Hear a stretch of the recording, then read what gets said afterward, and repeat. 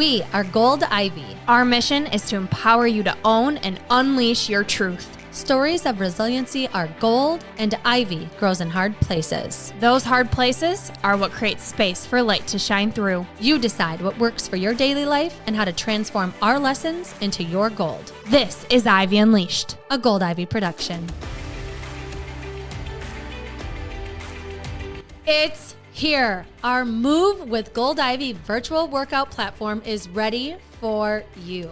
It's beautiful, it's easy to navigate, and it's absolutely packed with all kinds of workouts that will help you strengthen, trim, pump up, tone, energize, de-stress, all the things we want our body to feel. It's within Move. Our dream has been to create accessible, affordable, and efficient workouts that you can do anytime and anywhere. But not only that, we have a weekly plan that you can follow so you don't have to think about it. Everyone has been asking for a way to plan out their week and maximize their results, and we have the answer. Move with Gold Ivy.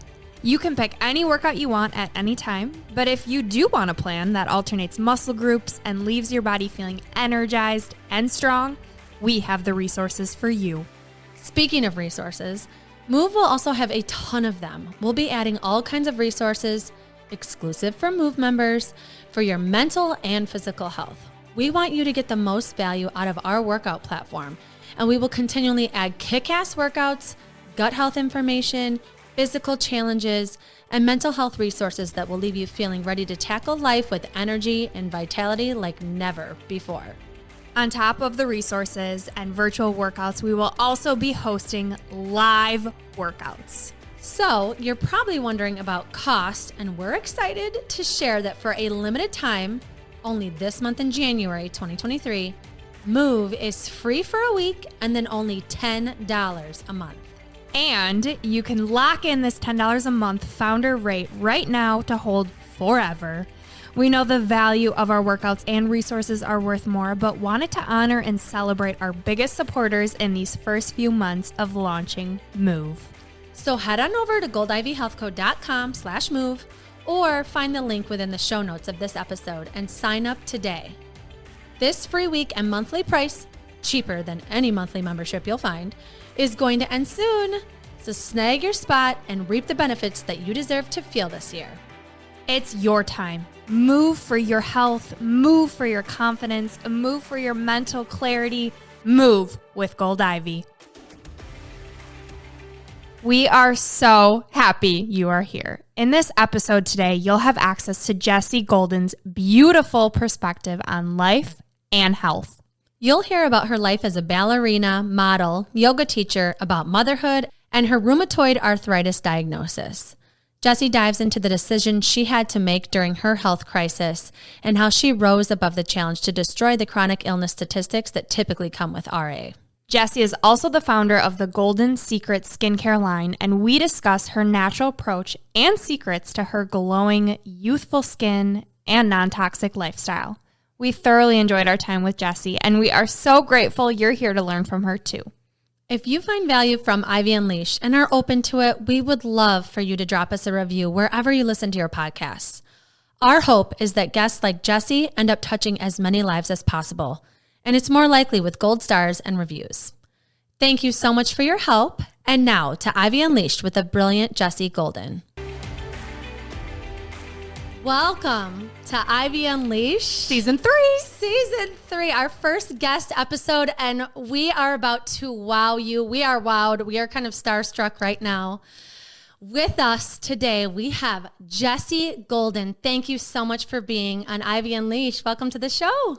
Thank you so much for having me. I'm so excited. We are so excited. Like Andrea said, this is surreal for us because I found you, maybe 6 months ago, listening to Dr. Will Cole's podcast and hearing you speak. And I was just like, this is what more people need to be talking about because it's normalizing natural remedies, healing modalities that I had to find the last 5 years and talk about coffee enemas and being the weird one and hearing you. And then we were connected to you through Alan Stein Jr. So it's just been divine timing and we could not be more excited. Mm-hmm.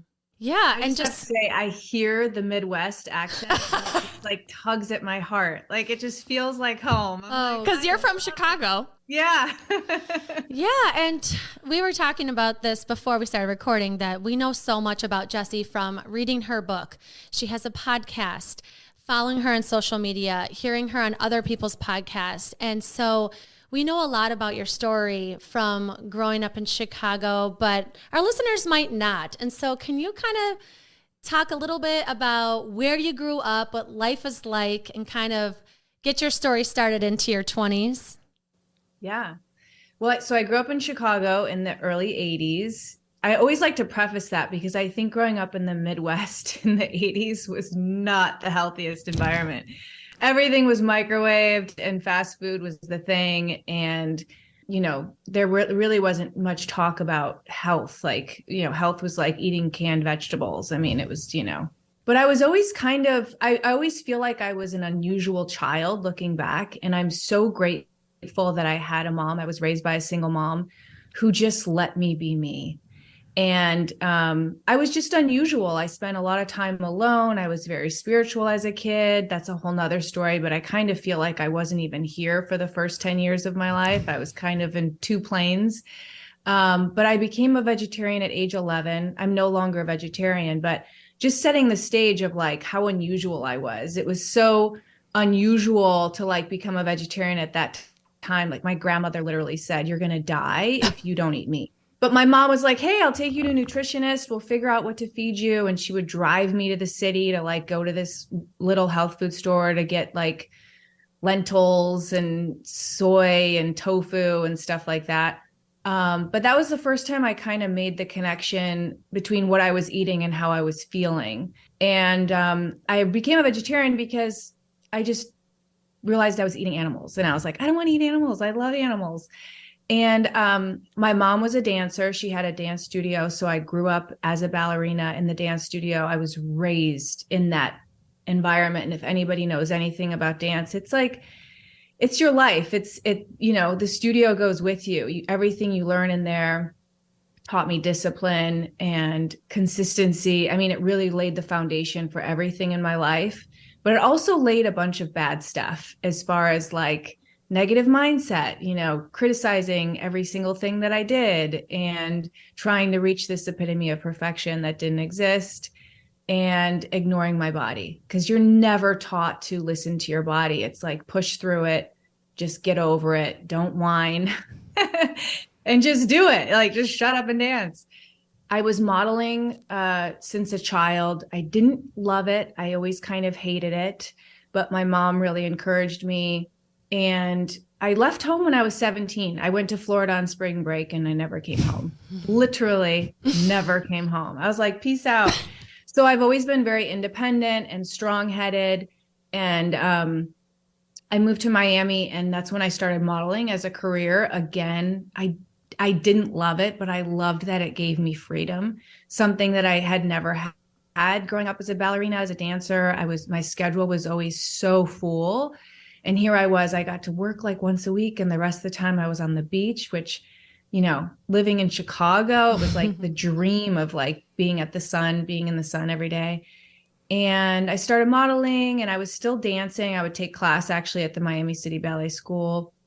And then eventually I became a yoga teacher and moved to California, continued modeling, and everything kind of like, the first time that I felt bulletproof in my life was when I was 29. And that's when I was diagnosed with rheumatoid arthritis. And it was a complete shock to not only me, but everybody else. Like I was considered the epitome of health. I was always on the forefront of what was happening, hanging out at Erewhon and drinking reishi, in the early 2000s. And, I was always doing like what was next. And living in California, it's easy to do that. You hang out at the health food stores and you get to try like all the new things like blue-green algae and, So when I got sick or when I got this diagnosis, it was the first time where I was like, oh, okay, none of my tricks are working. So no longer like just everything from wanting to be completely independent. All of a sudden I had to rely on people, to ignoring my body's signals. All of a sudden I had to listen. obviously the first thing that I did to empower myself was look at my diet, which had always been very clean and conscious, but like still when you're going through a health crisis, you're like, okay, well, what things can I pull out that are maybe causing inflammation? And now it's common knowledge, but back then no one was talking about nightshade vegetables or, you know, anything causing inflammation. So that kind of like set the foundation for the rest of my life. And I made a really quick decision that I wasn't going to let it take me down. I was like, this is a challenge that I'm up for, and I'm going to destroy every statistic that's out there. And I'm going to prove to people that I can get past this. And if they're struggling with a chronic illness or any kind of autoimmune disease, I wanted to be like a beacon of hope, because back then, this was 15 years ago, there was no Instagram, there was MySpace, but there was no resources. It was, especially with RA, it was considered an older person's disease, and you're just really given steroids and good luck. TNF blockers had just come about, which are the only type of medication that can actually stop the progression of damage, but there's tons of side effects, including cancer being the main one. So I was really determined and inspired. And I think a big part of that for me, which I look back and I'm so grateful, is, and a lot of people would not look at this as a gratitude thing, but I was a single mom and I didn't have a choice. I didn't have the option to lay in bed and cry and like, you know, woe is me, why is this happening to me? I had to pull my bootstraps up and like figure this out and really, you know, be an example for my son. But I mean, he was literally relying on me to take care of him. So that was really my motivation. And I think I love sharing that piece of advice, because I think when we're going through challenging things, the greatest thing that you can do, my grandma used to say this, is look past your own eyelashes. And even if you're not a parent, there's like somebody else that's like not like doing as well as you. There's always somebody that has it worse. And sometimes we just need to get out of our own way and be like, okay, I'm up for this challenge. What do we need to learn here? You know? Love that. Oh, that's so beautiful. And something that I was thinking until you just said that last piece about looking past your eyelashes is just how lonely that must have been. And from the beginning, I mean, your entire life, you've been different, you know, and I can relate to that so much, as feeling like I don't belong in this environment that I'm in as a kid, and then as a teenager, and then in college. I just always felt different, and it can be lonely. And I feel like even now, yes, the world's catching up with us health-wise, but you're still a trailblazer. I mean, the things that I learned in your book, I mean, I majored in health and wellness, and I'm a health coach, and I learned so much from your book. And so I'm curious how loneliness, you know, being different, how that's kind of played into who you are and how you've grown as a person over the years. That's interesting, because I never really felt lonely. I always felt different. I always have felt like I'm kind of like watching everybody else live their life. Like I'm just kind of peeking through the windows. I actually love looking through people's windows, actually. I do too. When I'm like walking at night, I'm like, yes. Like, you can't do that, honey. You're going to get, like, you're creeping out. I'm like, I just love looking at, you know, but that's how I feel. It's a great analogy. But I never really felt lonely. I've always, I know I'm an introvert, and I feel like I have this tribe of spirits around me all the time. That's probably why I don't feel lonely. Yeah, I just kind of always embraced it. Like, this is who I am. And again, I think that goes back to having a mom that she never made me feel like weird. Like, I was doing the weirdest things, you guys. Like, if my son did half of the stuff, I would be like, I think we should go. Like what? I want to hear. I mean, I know some from. I was just weird. Like, I was talking to spirits at a young age. I was spending time alone. I mean, almost meditating, but it wasn't meditating, but like I would just sit in my room with the lights off. Like, I was doing weird stuff, talking to things that weren't there, you know, I was just very unusual, and I would dress differently. I would try new things. And sometimes I would get made fun of at school, but like, I always had this confidence. Like, I didn't care because I was just like me. And I think a lot of it was, again, because my mom just always made me feel like I was special, and she didn't judge me for like try it out, see what that feels like. And I kind of got to figure things out on my own. Yeah. I'm curious how that correlates to like the different healing practices. Cause something I found with my journey is explaining it to other people why you're doing it when you don't really even understand, right? You're just kind of experimenting. Like me explaining why I'm doing coffee enemas to Andrea when I'm like, I don't know, people say it helps and I'm down for anything. So did you find that aspect like lonely or confusing, or was it more like the fun of the challenge for you? Yeah, I mean, I think a lot of people in the beginning, when I first got diagnosed, I didn't go the natural route. Mm-hmm. I almost like in my head was like, let me do what the doctors are telling me to do. And then when it fails, that's how I'll get my family on board with me. And I kind of like knew that was going to happen because especially back then, it was like everyone was so concerned with my health and they just wanted me to do the right thing and stop the progression of damage and put it into remission. But once that system failed me, just regular Western medicine, I was able to get my family on board and be like, you guys, like, this is a chronic disease. Like, this is something that might be with me forever. And I need to try everything that I can in my power naturally before I just say, I'm throwing in the towel and I'm going to take drugs for the rest of my life. And I think that, they wouldn't have expected anything different from me at that point. I mean, I just was always doing things that was a little different. And I think at that point they were like, oh, sure, of course.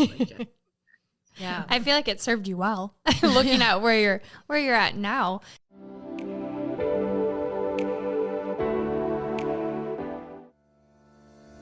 Dale, you opened your gym. Can you tell our Minnesota listeners what it's called, where it's at, and how it's going?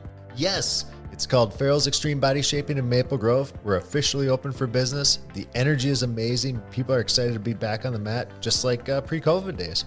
Awesome. I can't wait to check it out. But I've never done kickboxing before. What can I expect? Yeah, we offer intro classes. We start with the basics and we're 100% beginner friendly. So if I don't have any gloves or experience, I can fit in there? Absolutely. We have gloves, everything you need. Just show up with your bad self and a good attitude. We offer strength training classes, kickboxing, and advanced kickboxing classes. And we regularly offer a 10-week transformation challenge with 5 to 6 days a week of classes, nutrition counseling, and a private Facebook group that provides 24/7 accountability and support. That sounds awesome. We'll link Farrell's Extreme Body Shaping in our show notes so our listeners can easily find you. And I'm just curious, Dale, what are you hoping they experience by joining your gym? I'm hoping people learn that they can start where they are, that there's an athlete in everyone, and that they're capable of turning their health and their life around. Hey, if I can beat stage 4 cancer in under a year, I'll help you prove to yourself that you're physically and mentally capable of so much more than you think. Love that. And last question. Can you give our Minnesota listeners a deal? Heck yeah. Mention IV Unleashed or Gold Ivy Health Co. when you come in, and we'll get you a free intro week. See you on the mat.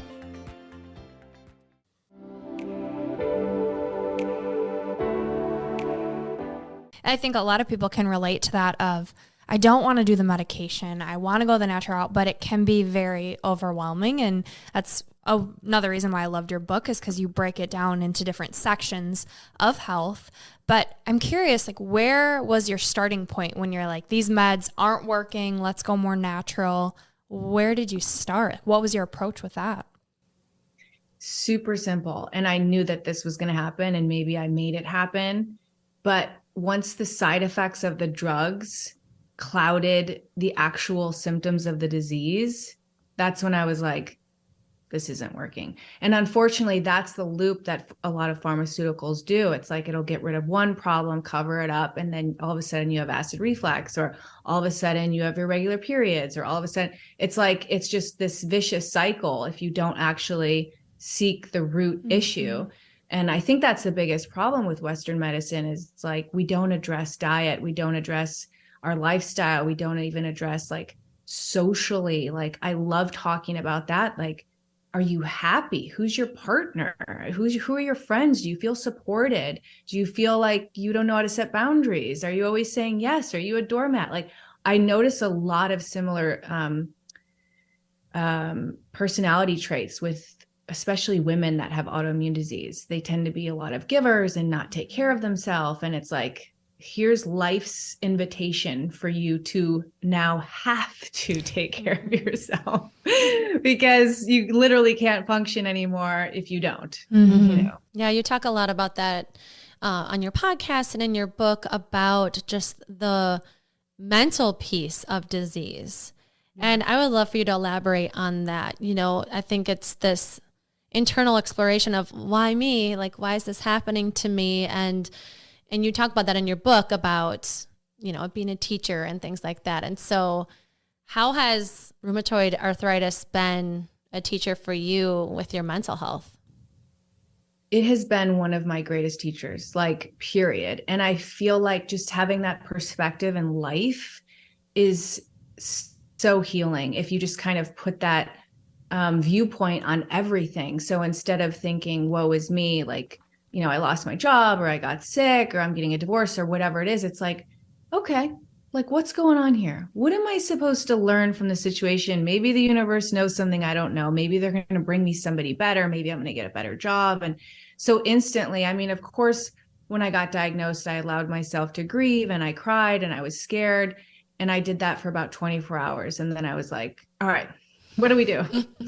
You know, and it's just like, you know, it taught me so much. I mean, the greatest example is I was actually in the middle of getting my yoga certification when I got diagnosed. And looking back, I realized that I was going into my yoga certification. I'd been practicing since I was 18. I was a ballerina. I could do all the things. And I just wanted to get my yoga certification, my stamp of approval, so that I could use it actually for modeling, because a lot of the yoga companies were just coming to birth.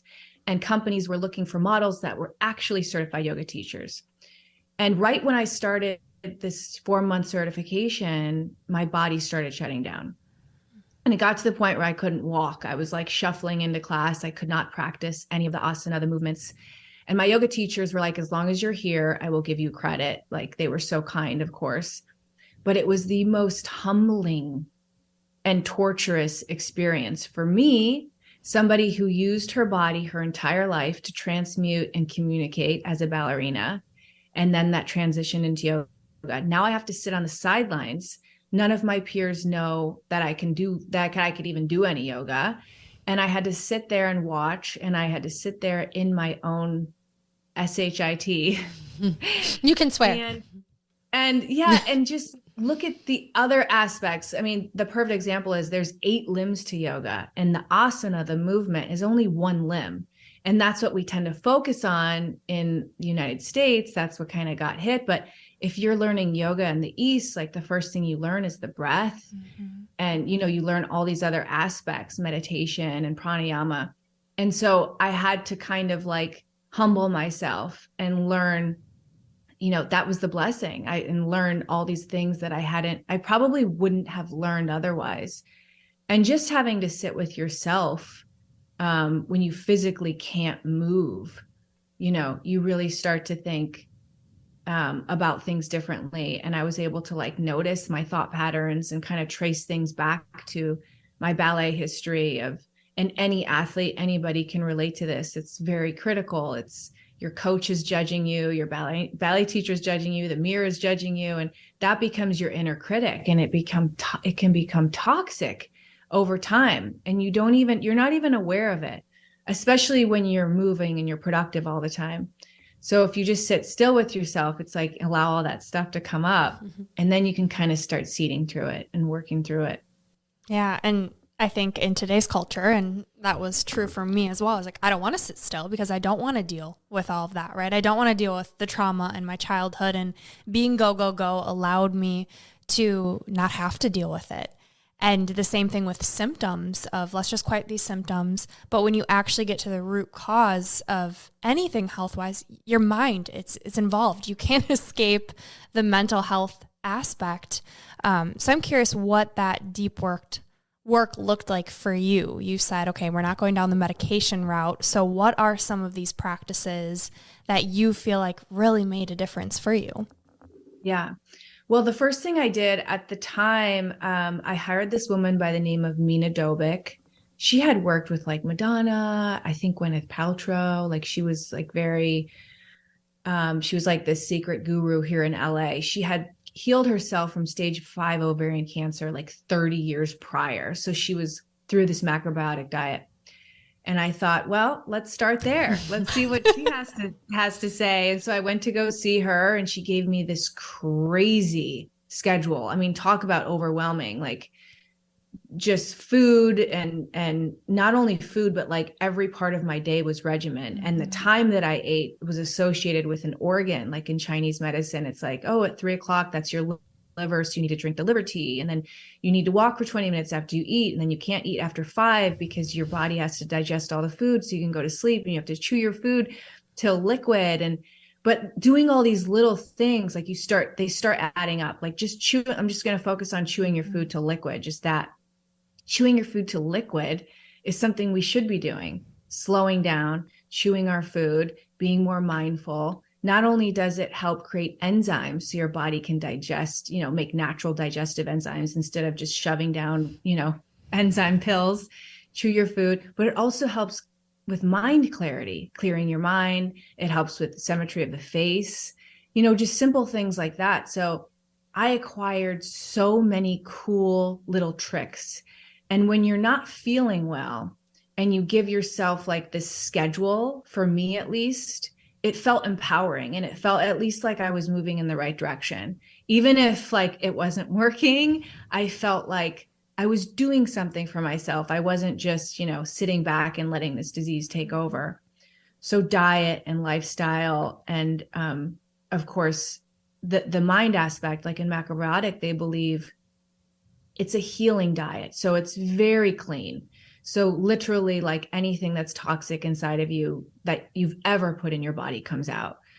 And what they believe you should do when you're doing it is like be mindful of like television, like limit your TV, limit crowded spaces, limit anything that's too expansive. Because what a lot of people don't realize, and I didn't realize that until I was in this situation, but it's really hard to be clean and be regimen when you're in like an expansive or an excited environment. And that's why like a lot of people can relate to this. If you go to a concert, if you go to a club and it's like a lot of loud music and loud people, you almost have to have a drink, or some people that smoke feel like they need to smoke just to calm down the energy that's around you. Or eat bad. Like all of a sudden you want to like eat like something really bad for you because it just needs to balance that energy. So I learned so much from macrobiotic, and I continued, to this day to have little things in my toolbox that I pull from there.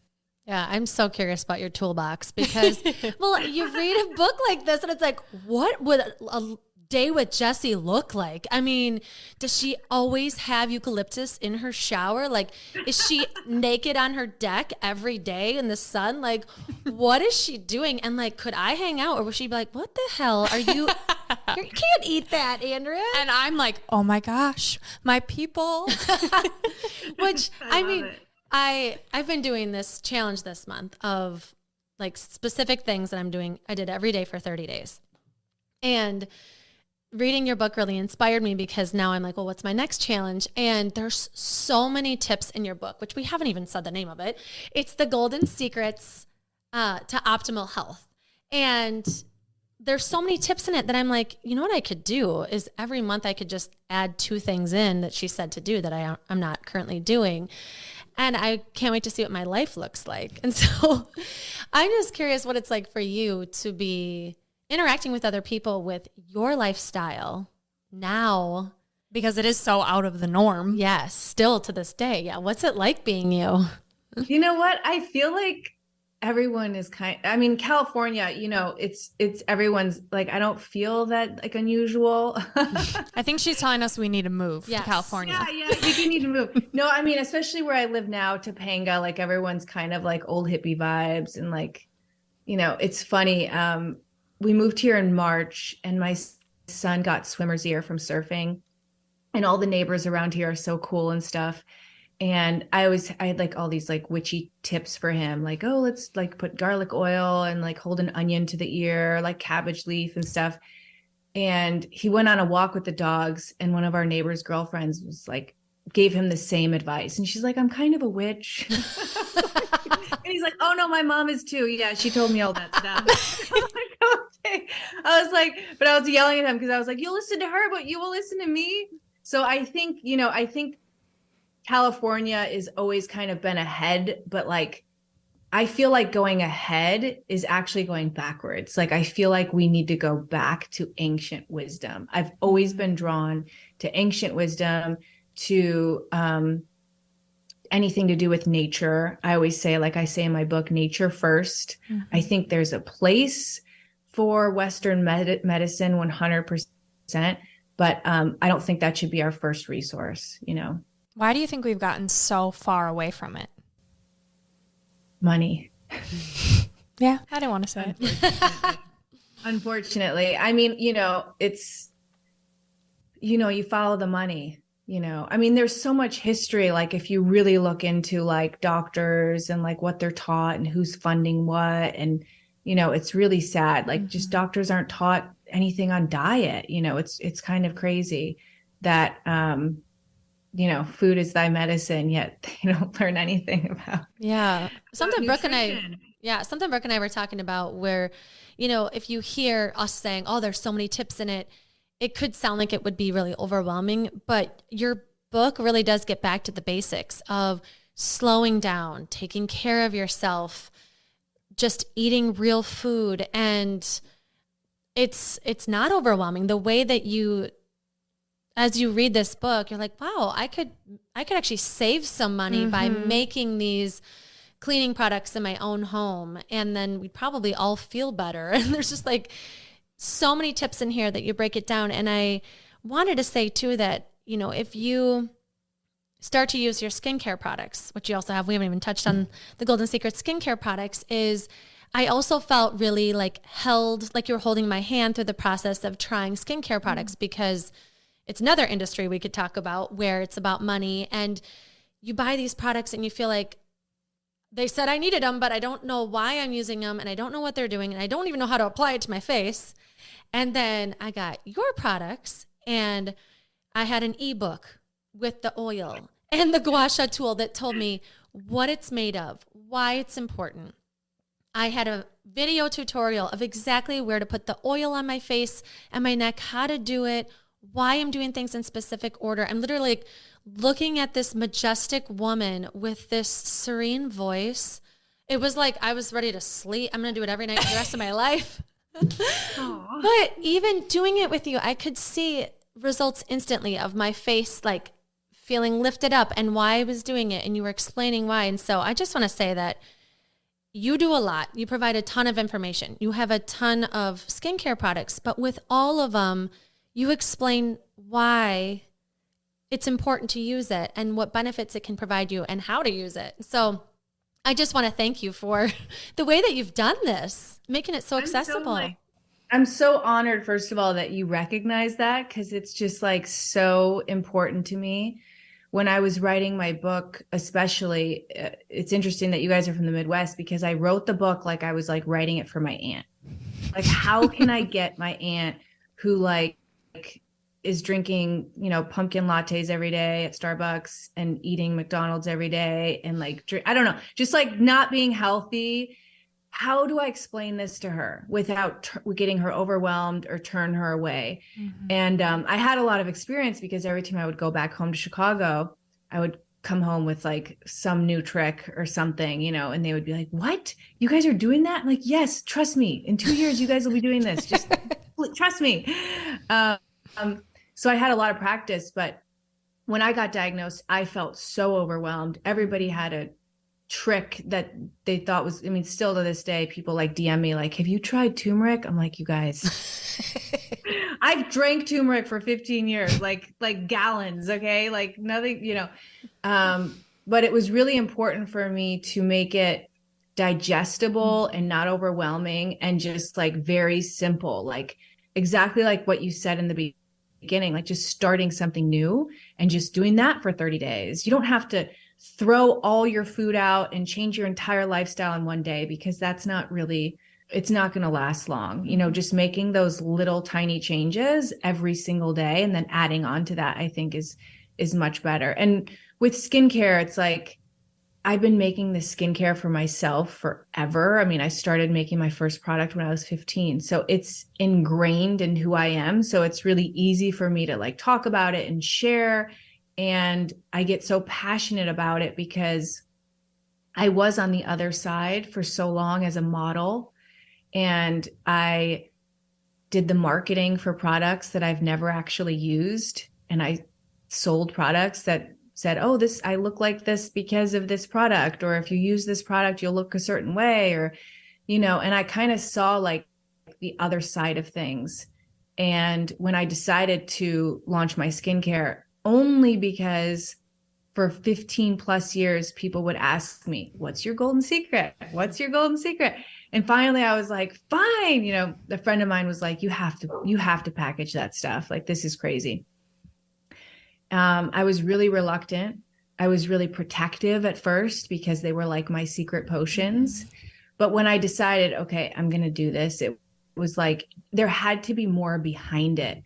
And that's why I created affirmations with every product, because I want people to use the products as a tool, as an opportunity to practice self-love, because that's like the real inner glow. Like, you're going to be using the best organic products that have been used since ancient times, but also taking that opportunity to check in with yourself and just be like, I'm beautiful. I'm radiant. I am worthy. Like, saying those things. And I always say, if you feel weird saying those things to yourself, it's a sure sign that you need to, because it matters. I love that. And everything you're saying, it's exactly why after I listened to you on Dr. Will Cole's podcast, I immediately bought your products, because I'm like, she gets it. You know, I think right now with social media, you see all these products and they have all these empty promises. And for me, the last 5 years, the amount of money that I've spent, because when you don't feel good, you're desperate and you're willing to try anything, right? Whether it's supplements or skincare, whatever it may be, you slap natural on it and you're like, oh, okay, this is good for me. So I'm curious with you throughout the years, like, how do you know something's legit? You know, like, what has kind of been your discretion with new products, new trends, because you have been such a trailblazer? I research like a maniac. Like, I'm insane. I go down rabbit holes. My husband thinks I'm crazy, like the stuff that I'll just be like, oh, honey. And then today I was like looking up that thing and he's like, oh my God. And then I'll study something for like 10 hours. Like, I get very obsessed about things.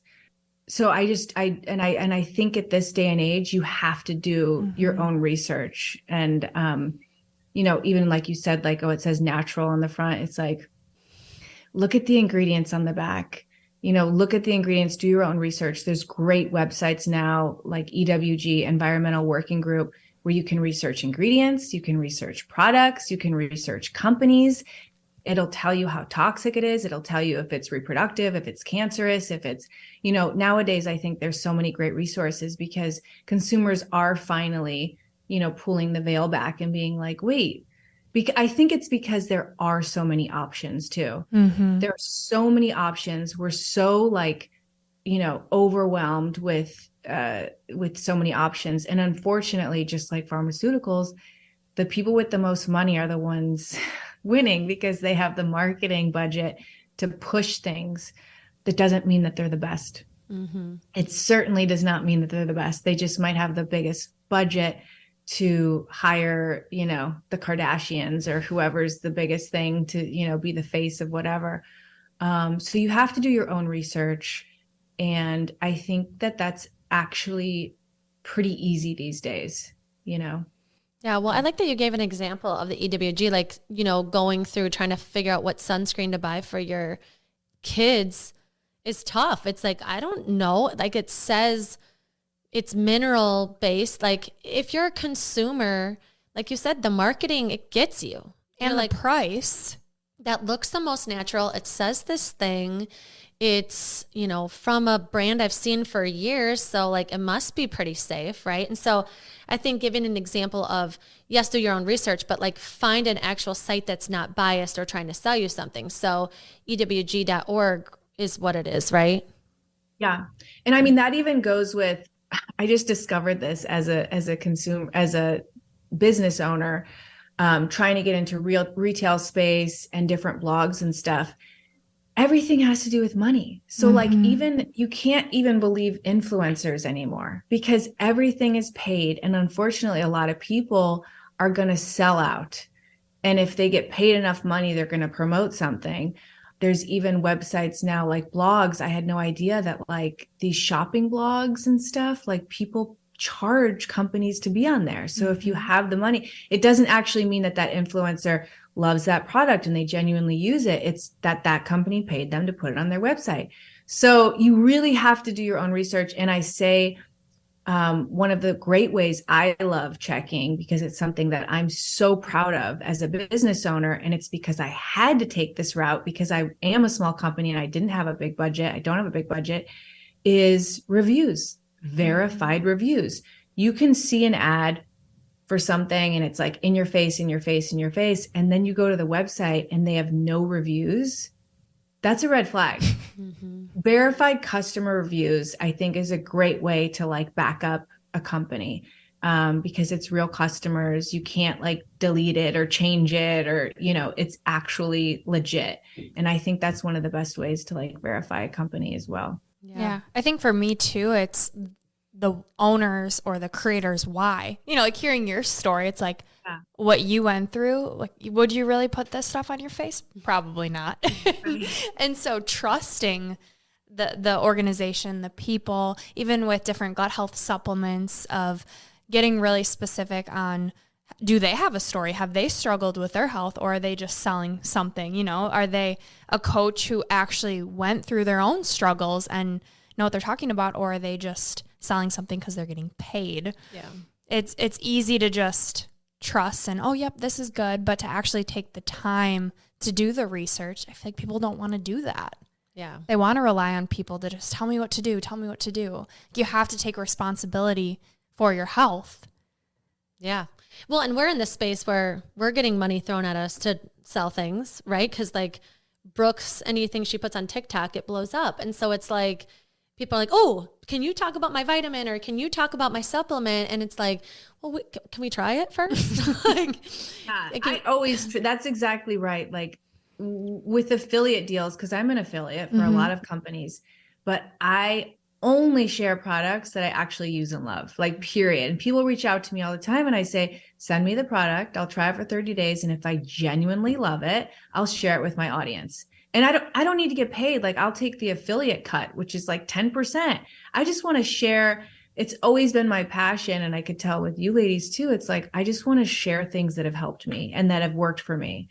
And, I would never be able to sell out. You guys, like, I've never done, like, I remember in the beginning, like everybody I know in the modeling industry was doing like waist cinchers and like skinny tea and like teeth whitening. Like, and I could have really used the money as a single mom. I couldn't do it.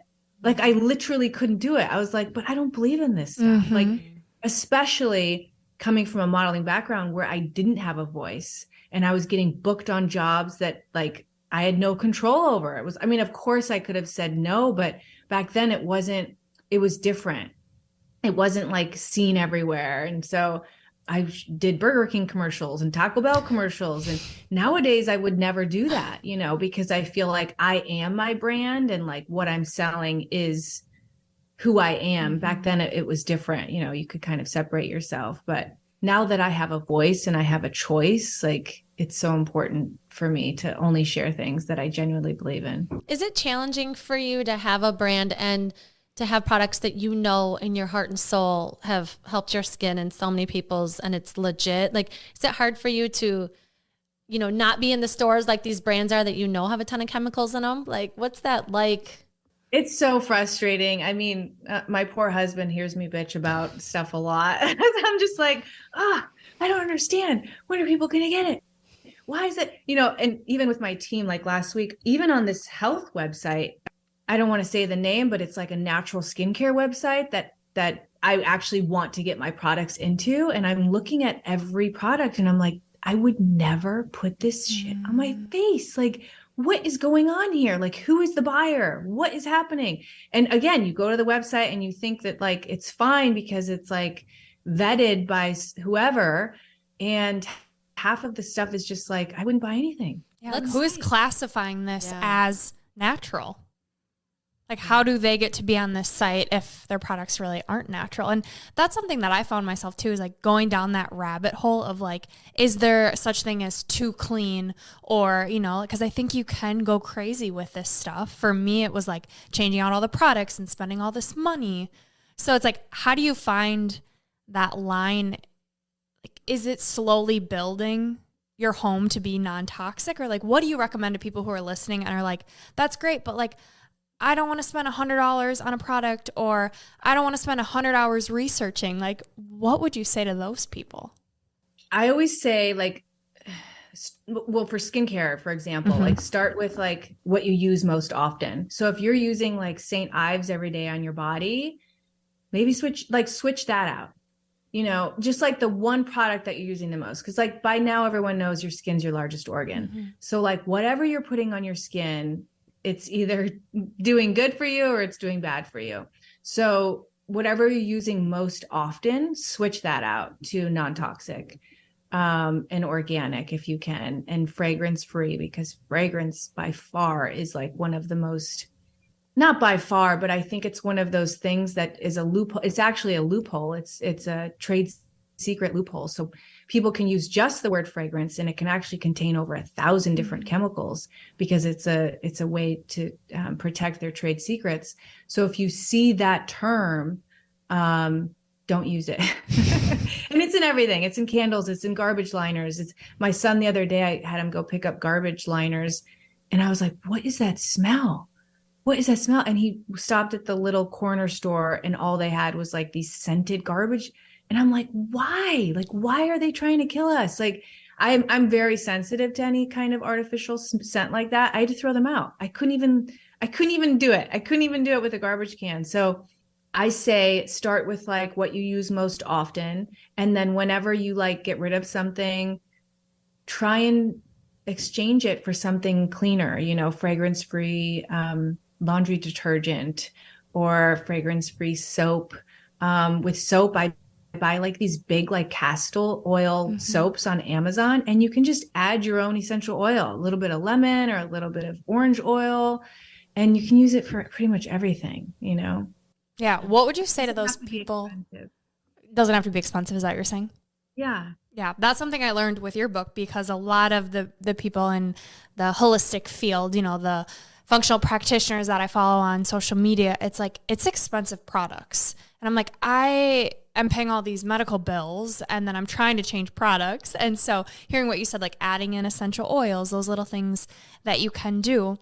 So what would you say to those people who are like, toxin free isn't as effective? You know, like, because in the book you have recipes on how to create all purpose cleaners and heavy duty bathroom cleaners. So I'm curious what you would say to those people who are like, this stuff doesn't do anything. Well, it's BS. There's actually studies like on, I think it's tea tree oil. Tea tree oil is like so disinfectant. I don't know the actual studies, but I know that there are studies on tea tree oil versus like bleach or something. And then I actually had a product that was a limited edition product, and it was based on thieves oil, which was created in like the 1500s with the Black Plague. And there was these two guys that like stole all this stuff from the perfumery, and it was like clove and eucalyptus and rosemary and lemon. And all these people within like 5 feet of them were dying. And they were like, how did you not die? Like, what's going on here? And they had this thieves oil in their mask. And it actually ended up becoming something that doctors would then put in their mask since like the 1500s. So like we have all these like little tricks and things that we can use that are non-toxic and that are good for us. And I just don't fall for it. Like, you know, that we have to use all these. And there's a difference between like good germs and bad germs. Like we actually want to be with our hands and feet in the dirt. Obviously, we don't want like viruses that are going to make us sick, that's like a whole nother thing. Like you need to wash your hands, but at the same time, we don't want to destroy the like microbiome of our skin. And, that if that gets shifted by using harsh soaps or using harsh products or even the environment or clothes that we're wearing, not wearing natural fabrics and stuff like that. So I think this whole like sanitization craziness, is a little, I think it's actually destroying us. Yeah. Some germs are good. It's like when you have kids, it's like, let them get sick, let them put their hands in their mouth and get their dirt and get all that good gut flora and like microbiome and diversity. And, you kind of want them to build up their immune system. And yeah, nature. And I love in your book too, you talking about nature, of getting outside, which it's tough. I mean, it's like 16 degrees here and really windy today. I walked to my mailbox and I'm like, I bet if Jessie Golden lived here, she would walk to her mailbox every day in the sun. But it's tough in Minnesota. You lived in Chicago to be outside. I wish I was in California. But I want to talk about the sun, because you have a relationship with the sun and some rituals in the sun and opinions about sunscreen. And so I would just love for you to talk about your relationship with the sun and your skin and just go into it. Yeah. Well, I mean, I think I've always talked about my love for the sun, and I think you guys can appreciate it. Anybody that grows in the Midwest, when the sun comes out, we kind of worship it because we don't see it that often. So even as a kid growing up, like my dad would be like, go outside and get some sun. It was always viewed as like this healing thing. And I knew that I felt amazing in it. And then when I moved to California, I was always tan. I've always kind of had darker skin for being blonde. And people would always say, how are you so tan? How are you so tan? I'm like, we live in California. Like, I'm in the beach every day. What do you mean? But like everyone was terrified of the sun out here, sunscreen and like hiding. And I'm like, what is going on? And so I kind of got on this like pedestal of like, I'm going to prove to I'm going to like be an advocate for the sun. And now it's really cool because I've seen on social media that people are finally getting the hang of it. And like now that all these sunscreens are getting recalled, people are understanding. But simply put, if you want to see something die, deprive it of the sun. We are living beings, and our entire body, our mitochondria, everything gets alive and energized from the sun. We need the sun. We get our vitamin D from the sun. Our eyes dilate in the sun. Like everything revolves around us getting the sun.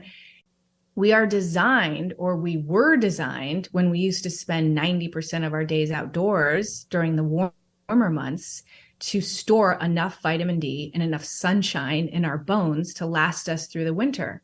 But what's happening is in the summer, people are in front of their computer all day, and then maybe they'll go outside around 12 o'clock and throw on sunscreen, which blocks, the assimilation of vitamin D and all the benefits of the sun. And they're not actually getting all of that beautiful benefit. And then they're going through the winter and they're low on vitamin D, which is linked to more cancer. And it's just like this downward spiral. So I think no matter where you live, even if you're in a cold environment, you can do 5 minutes. You can get as much as your body to the sun just for 5 minutes. I think it's so important. And, I'm really lucky that I live in California because I've talked about this. I get naked pretty much every day and like expose as much as my body as possible to the sun so it can receive it, including the eyes. I think, sunglasses was like a big fashion statement, but we're losing that light with our eyes too. We need that. We need that light. So I just feel like we need to be more connected to nature in all ways. And being outside in the sun is just one of the most beautiful ways to connect. And I feel like the further we stray from nature, the worse off we're going to be. And we're fighting against like all this technology, which is blue light. And that is so harmful. So the sun, all things in moderation, like you could get safe sun. You don't have to like go out and get burned. And how your body responds to the sun says more about your health than anything. So if you go outside and burn, maybe you're eating too many processed foods or too many seed oils, or, look at your diet. So you should be able to receive the sun. And depending on the melanin in your skin, that will determine like how much time you need. When your body turns flush is your cue to get out of the sun. And that's different for everybody. That's your cue. The body is so freaking amazing that you've gotten enough vitamin D. And then that's when you put on sunscreen if you want, or you seek shade, or you throw on a hat. But just going outside and putting on these toxic things on us, and then, eating all this horrible stuff and then blaming the sun, it's like, come on.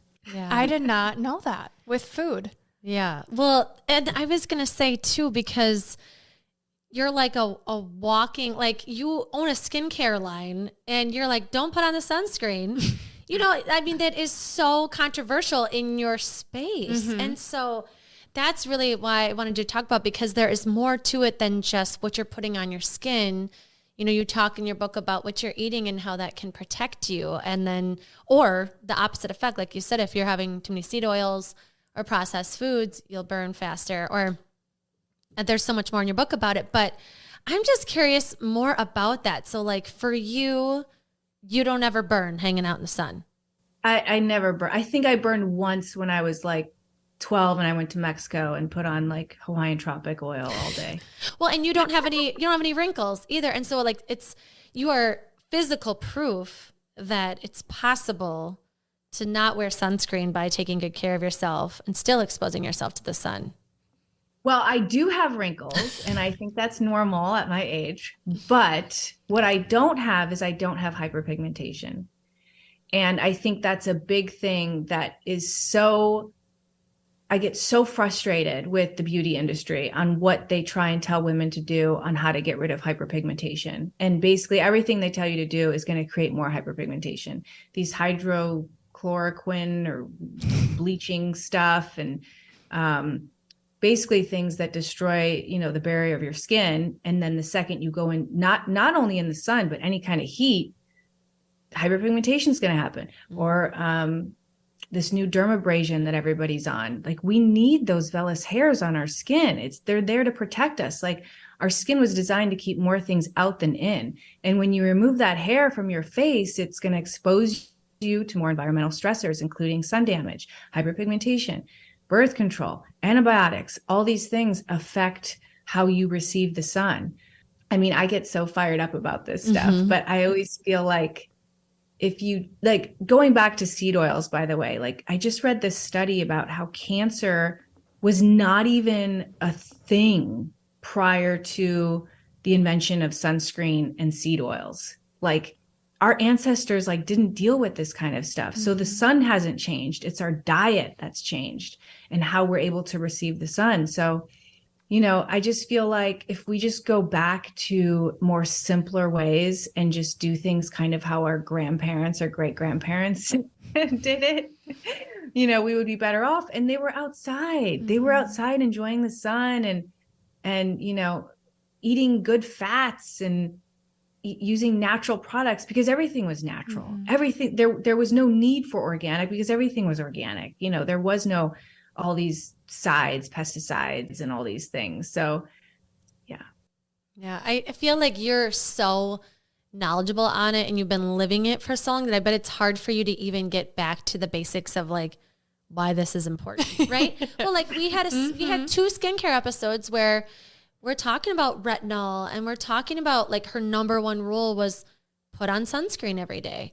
And so, and every episode is, we just want your story and your opinion and what's true to you, right? And so everybody can say whatever they want, and nothing is like 100% fact. We know that, but I think your perspective is so great to hear, because it's getting back to the basics of like, before we even talk about the skincare stuff or get your awesome oil that I'm obsessed with, I got to think about what I'm putting in my body first, because I can do all the tricks, but I get like acne down here, hormonal acne, because around the time I'm period, I'm eating like shit.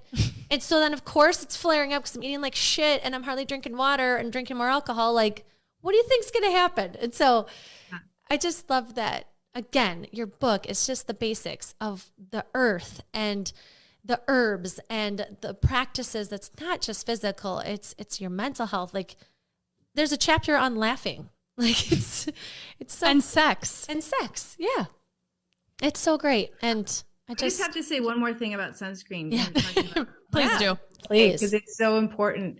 Well, first of all, sun therapy or heliotherapy was the number one recommendation that doctors made before the invention of antibiotics. It's still used in cancer treatments to this day. So it's so healing. And talking about acne, it's antibacterial. It's amazing.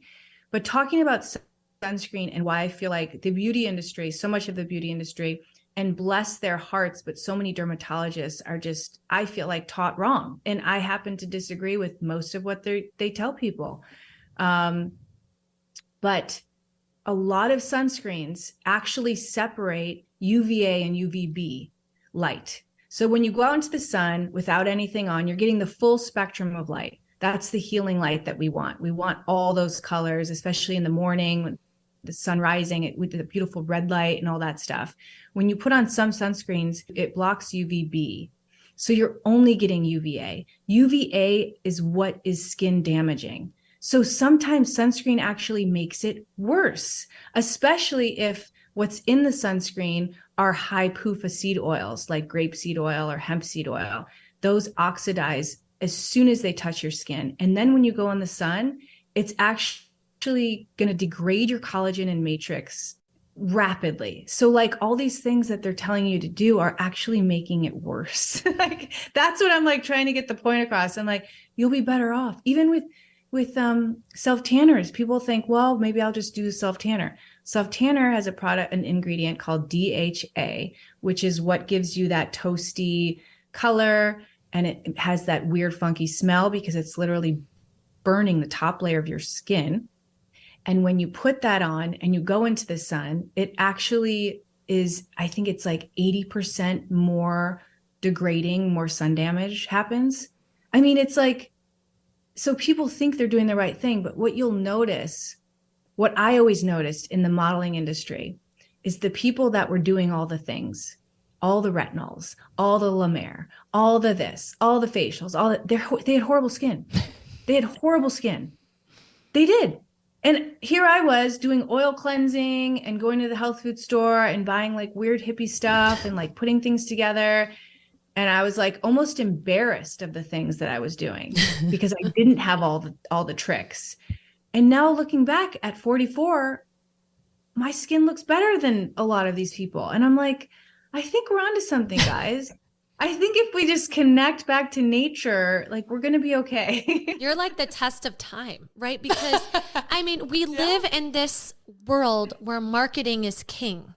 It is. And money and marketing is king, and it works. And they've figured out how to work our brains and get our wallets out. And I'm a complete victim of it. I mean, I realized too, just by hearing your story and just how your entire life I've been like, I'm just going to do a little bit different than everybody else. Like, I wish I was more like you where I could trust that, you know, that self-trust of something's off here and I'm going to try it my own way, you know? And I think more people, and that's what we try and promote with people is, you know, we've started a new business and a podcast and want to do things our own way where we allow people to just tell their truth and their stories that are raw and then maybe they haven't told before. And I just feel like you can easily coast with social media and just do what you're told and buy what you see. And like, I want to encourage people to do more of what you're doing where it's like, wait a second, is this working?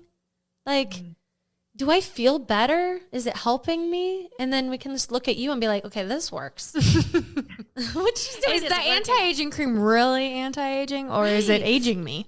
Yeah, I see anti-aging. I'm like, yes, okay.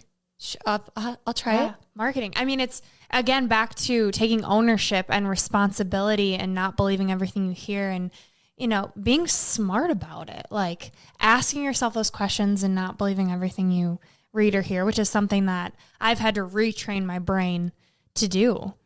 So it's not easy for people listening. It's like, it can seem overwhelming because you think of what our norm is. You know, it's when that's been your life, I think start now. Like it's never too late to start and to make these changes, but also giving yourself grace of why it is difficult. And because of big pharma and money and marketing, like it does make it harder to really go back to the basics.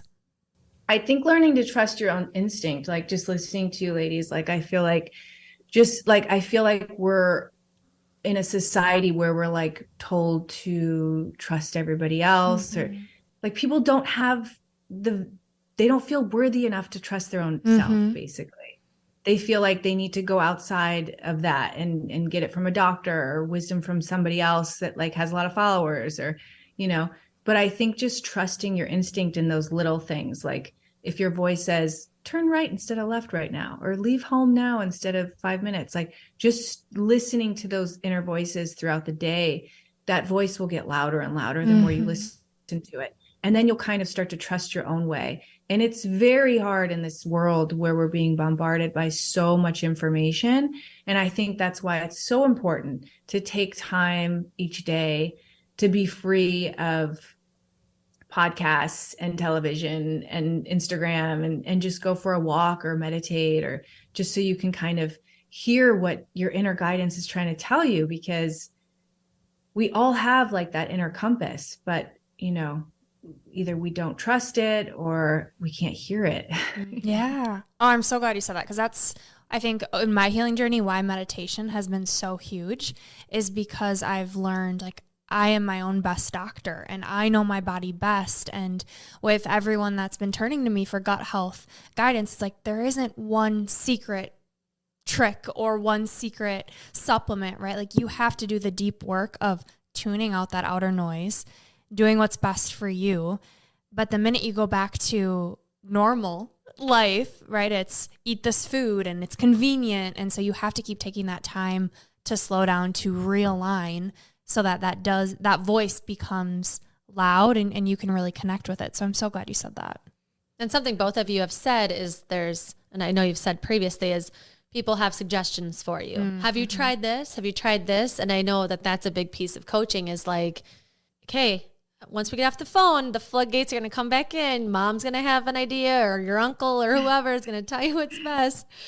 And that's, you know, something we try and talk to people about a lot, like whether it's your career path or, you know, some type of new diet you want to try, or, you know, a new practice in your family. I think it's important. Like we have these callings, like we all know those things we want to work on and try. And I think, you know, something that you brought up a few times is your mom, and listening to her episode with you on your podcast was so cool, because I can see why you've created what you've created. If you have that safe space to be who you are, I mean, you've created some really cool things. I mean, your products are cruelty-free. You have solar power plants. You have solar powered manufacturing facility. Thank you. Solar powered manufacturing.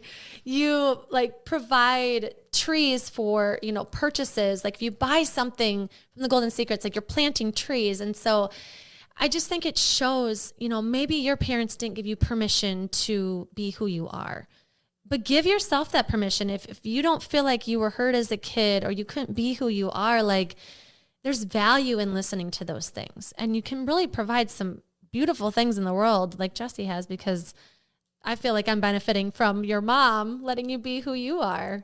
That's so sweet. What's your mom's name? Marianne? Yeah. Shout out, Marianne. Yeah. She'll love that. Yes. I just keep hearing the trusting yourself, trusting that voice to do what you believe is best, because if you listen, it'll tell you. Which leads me to my next question, Jessie. I'm curious, with you being a badass entrepreneur, how busy you are, like how do you juggle taking care of yourself, healing, but also navigating being an entrepreneur and life? I'm still learning. I think just acknowledging that balance is actually a never-ending balance. Like there's never a final destination. But just seeking it is balance, you know? So I'm so grateful that I have a very supportive husband who allows me the time that I need to take to work and to take care of myself. Like he's incredible. And my son is now 18, so he's, I'm like, okay, now it's your turn to take care of me. So but I mean, my life has been constantly evolving. I mean, I've had like the craziest moments where I was a single mom trying to start a company and I was sick and I was just like thinking about how I did that. I don't even know how I did that. To where now where, I definitely have more balance in my life. And I say when people ask me about like business and how I like kind of keep everything, I just kind of do what's in front of me. Mm-hmm. As weird and as simple as that sounds, like I just do things as they come. So things don't like stack up. And if my son wants my attention, then that takes precedence still to this day. Like he'll show me like 30 surf videos a day and I'll be like, okay.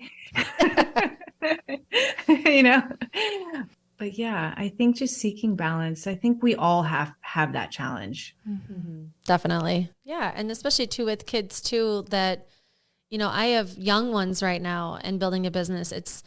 I constantly feel like I could be doing more here or more here or more here. And I like what you said about kind of being where your feet are, right? Like being present in, okay, these hours of the day are for this. And then these hours are for this. And I'm going to just do that when I'm there. It sounds so simple, but it's tough when you've got a million business things going on in your head.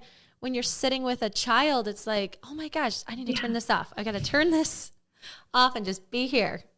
That's why I make lists. Like anytime I have a thought, I just write it down so I can always come back to it. Because I'm a big believer in just taking breaks too, like self-care breaks, like going on walks or going to hang upside down or doing a little yoga or like just getting off the computer, because so much of what my day consists of now has to do with technology.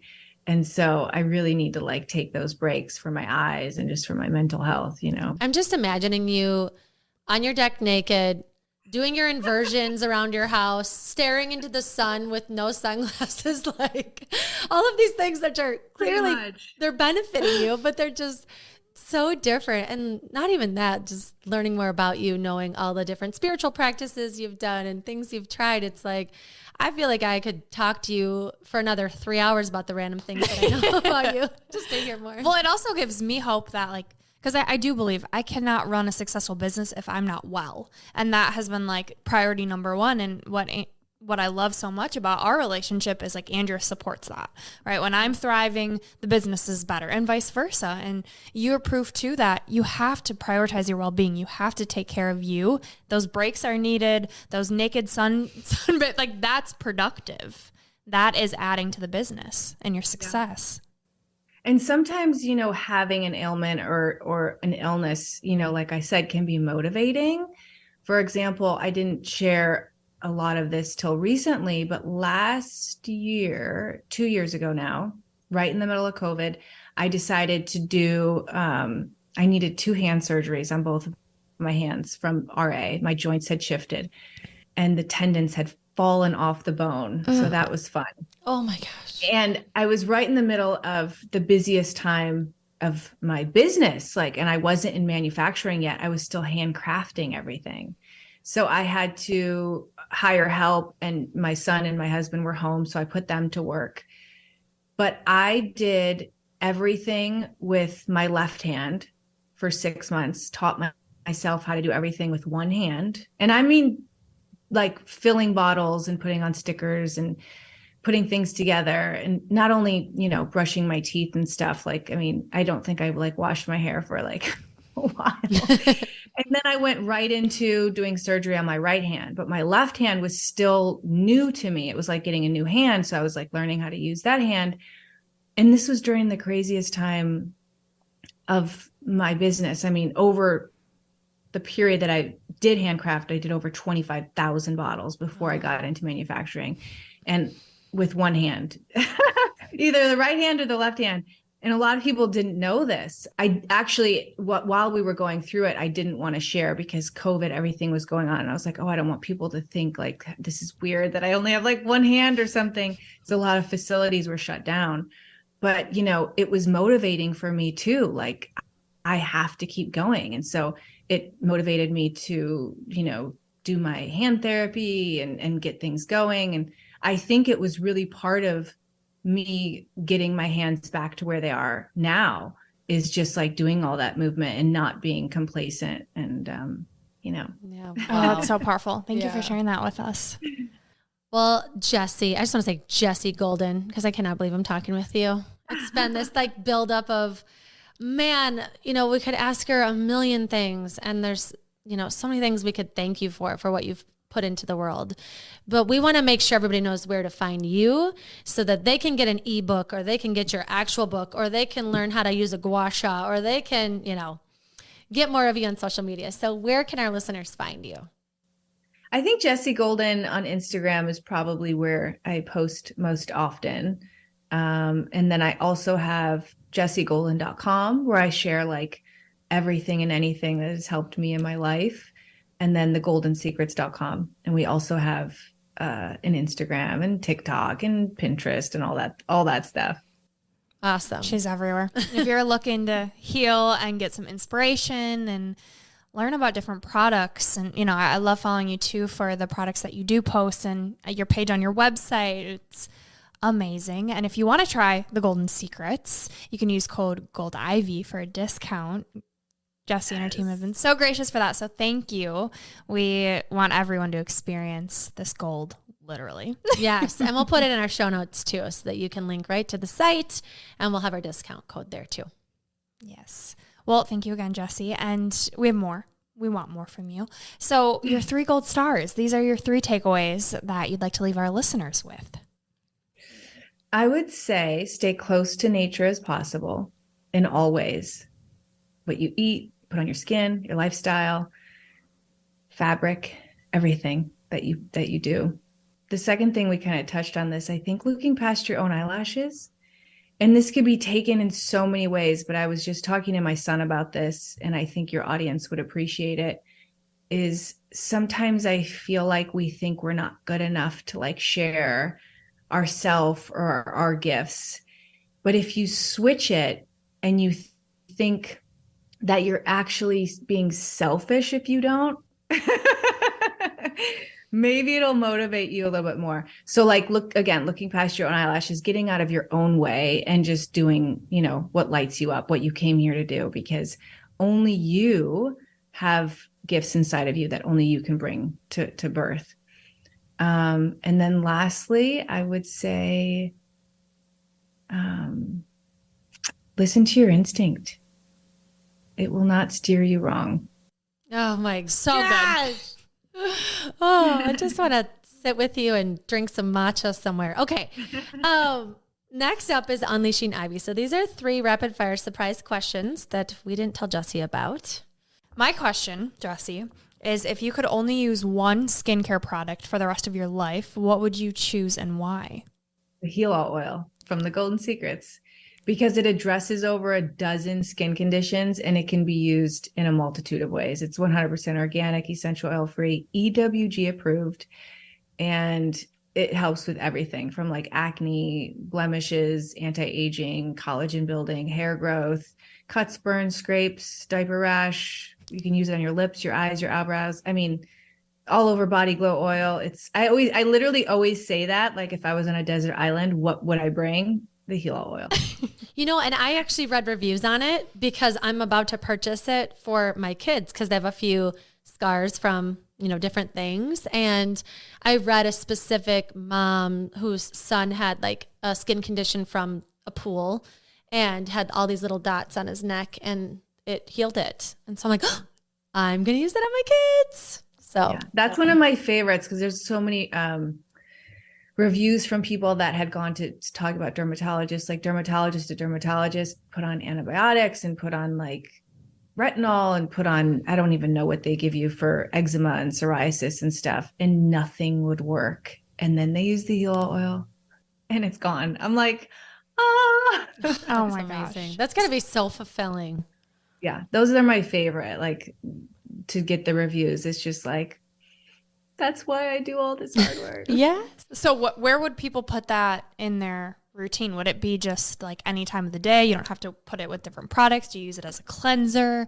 Like if someone's like, I'm going to buy it right now, how do they use it? I use it as an oil cleanser. So Okay. I cleanse my skin with it at night, removes makeup, everything without stripping the skin of its natural oils. And then you can also use it as a moisturizer, like just on your skin, like a facial oil. You can use it all over body glow oil. You can use it like to spot treat. Sometimes I make a little face scrub with it. I'll add a little like pearl powder or baking soda in my hand with a little drop, and it makes a nice little exfoliant. There's endless ways, and they're all on the website, like tons of ways to use it. Gosh, go get the heel oil. That was the first product I ever bought. When I heard you on Dr. Will Call, I was like, sold. Oh, I'm debating on my question because I want to go 2 different directions. Okay. Trust your instinct. Yeah. Okay. So I kind of hinted at this, that you're very open to the woo-woo-y. You said you're even a witch. Like you've tried, I know about manifesting and different things. And so I'm curious if there's like any out of the norm practice you've tried that like maybe people don't know about, or something you do on a regular basis that's a little out there. Oh my God. I feel like everything I do is out there at this point.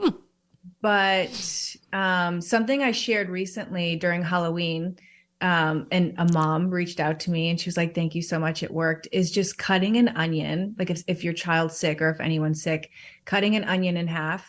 You can put the onion in the socks. I'm sure people have heard about that. It draws everything out, the sickness out, but also just putting the onion next to the bedside table. It supposedly like pulls the sickness out. And it's just something I always did when my son was sick. I always like pulled out the crystals and like did the tricks with the onion. And this mom like messaged me right after I posted that. She's like, my son was so sick and I did the onion trick and he woke up like feeling so much better. I'm going to do that tonight. My daughter has a cold. I was just thinking that. Perfect. Okay, I'm pairing this in because you're talking about kids. I'm throwing in a bonus question because I just need to know. As a mom in your life, like you say, your son is the other large teacher in your life. And so I'm curious, like, what's your biggest lesson that you feel like you've either taught him or he's taught you in your life? He taught me self-love. How? Through him, I realized that I needed to love myself. You know, so everything since the day I found out I was pregnant, I started doing for him. And like I never had that love for myself, when I think a lot of women experience that, unfortunately. When they get pregnant, it's like the first time they actually start caring about what they put on their body and what they're eating. And it's like, why don't we give ourselves that love anyways? Like, you're just as precious as that baby inside of you. But we don't. So he really taught me about self-love and self-worth, like just feeling valuable, because to me, he's obviously like the most amazing, and I was like, oh, so yeah, that I would definitely say self-love. Yeah, it's interesting because it can be flipped. A lot of people, like you mentioned, like it's a badge of honor to be selfless. She was so selfless. She did everything for me and never did anything for her. And I like that perspective of they need you. Don't you want to be in their life? You have to take care of you. And you're modeling how to, how they should take care of themselves by what you're doing. Yeah. I love it. All right. And last question, Jessie, what is one thing you wish you would have known sooner? Oh, geez. I think this goes back to my son again, because he's 18 and I'm just kind of like thinking about all the things that I wish I could have done. I wish I would have, it's not even that I've known sooner, but I just wish that like I would have felt more valuable. Like I wish I would have said yes to more things. I had this, looking back, I'm like, oh my gosh, like I can't believe I was insecure. I can't believe I thought that I wasn't worthy of that or that I couldn't do that. I wish I would have said yes to a lot more things. I think I kind of pushed a lot of success away because I was scared or I didn't feel worthy. And I was trying to explain this to my son and it didn't come out right. But I said, you are probably going to be the best you'll ever be right now. And he took it as a negative, saying, Mom, what are you talking about? Like, I'm going to get better and better. But what I meant was like, at this age, at like 18, like you're so young and vibrant. And like, I was specifically talking about his surfing. And I was like, I want you to capture it and like know how amazing you are. so I wish like I wish, because I wish I had that. I wish I would have known like how good I was at certain things at that age. And I think it's important for people to feel that, you know, whatever it is that they are worthy, and to say yes to more things. Yeah. I'm hearing, again, the trust and stepping in your power, believing in you. Mm-hmm. Oh, I don't want this time to end. I'm so sad, but I'm so grateful for you and just your life. Like, you are so needed in this time of our life where social media and all of the noise, like a presence like you is like someone that can help simplify things and get us more connected to nature and back to our instincts. And just, it's so simple, but we need someone to say it louder. So I'm so glad you have your platform and your book and your skincare. And so thank you for sitting with us. It has been such an honor. I can't wait till this airs. I can't wait for everybody to have more access to you and all that you're putting in the world. Thank you so much. Thank you so much for your kind words. I'm so appreciative that all of it. Thank you so much. You're welcome. Oh, you'll be seeing more of us. Yes. You have no choice. All right. And Jessie, last but not least, your piece of gold. Would you like to share yours? Yes, it's actually a quote that's in my book. I put it into every aspect of my life, but it's every obstacle or challenge in your life is an opportunity to bring more light into your life and others. This is Gold Ivy signing off. Listen to your truth and go chase your gold.